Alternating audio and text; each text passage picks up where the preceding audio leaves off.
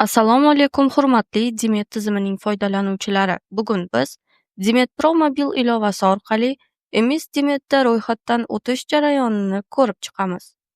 Dimet Pro mobil ilovasini yuklab olish mumkin. Play Marketda Androidga asoslangan qurilmalar foydalanuvchilari uchun va App Store'da iOS qurilmalari foydalanuvchilari uchun. Shuningdek, ilovani tez yuklab olishingiz uchun mis.dimet.uz ro'yxatdan o'tish sahifasidan QR kodni skanerlashingiz mumkin va mobil qurilmangizga ilovani yuklab olish sahifasi avtomatik ravishda ochiladi.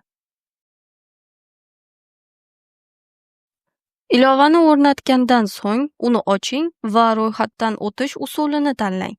JSHR orqali yoki pasport ma'lumotlari bo'yicha. Kerakli ma'lumotlarni kiriting va kirish tugmasini bosing. Muhim: agar O'zbekiston Respublikasi fuqarosi bo'lmasangiz, men O'zbekiston Respublikasi fuqarosi emasman maydonini faollashtirishni unutmang. Keyin MyID orqali shaxsingizni tasdiqlashingiz kerak. Shaxsingizni tasdiqlash jarayonida boshingizni ko'taring, qurilmaning kamerasiga qarang, bosh kiyim va ko'zoynakni yeching. Muvaffaqiyatli identifikatsiyadan so'ng tizimda ishlashni boshlash uchun rolingizni tanlang.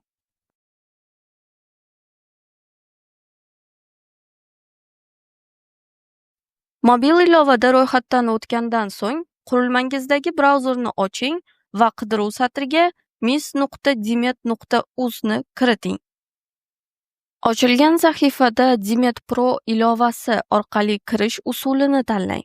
Kirish uchun tegishli maydonga JSHR ni kiriting va kodni olish tugmasini bosing. Agar shundan so'ng siz foydalanuvchi topilmadi, qayta urinib ko'ring xatosini olsangiz, bu siz uchun akkaunt yaratilmaganligini anglatadi va akkaunt yaratish uchun muassasangizning IT hamshirasi yoki Dimet qo'llab-quvvatlash xizmatiga murojaat qilishingiz kerak. Dimet Pro mobil ilovasiga 5 daqiqa amal qiladigan bir martalik kod yuboriladi. Agar shundan so'ng kod muddati tugadi degan xabar paydo bo'lsa, bu kodni 5 daqiqadan so'ng kiritganingizni bildiradi. Orqaga tugmasini bosishingiz va yana JSHR ni kiritishingiz va kodni olishingiz kerak. Agar noto'g'ri kod xatosi paydo bo'lsa, bu siz noto'g'ri kod kiritganingizni anglatadi. Uni mobil ilovada yana tekshiring va to'g'ri kiriting. Agar akkaunt biroz vaqtgacha bloklangan xatosi paydo bo'lsa, bu siz kodni 3 marta noto'g'ri kiritganingizni anglatadi. Shundan so'ng akkaunt 5 daqiqaga bloklanadi. Agar siz tizimga muvaffaqiyatli kirgan bo'lsangiz, tizimda ishlaydigan rolni tanlash uchun sahifani ko'rasiz. Agar sizda faqat bitta rol bo'lsa, siz to'g'ridan-to'g'ri o'sha akkauntga kirasiz.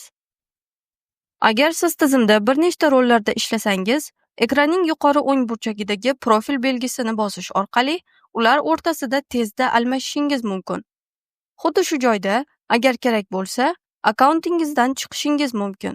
Shunchaki chiqish tugmasini bosing va siz ro'yxatdan o'tish sahifasiga qaytasiz.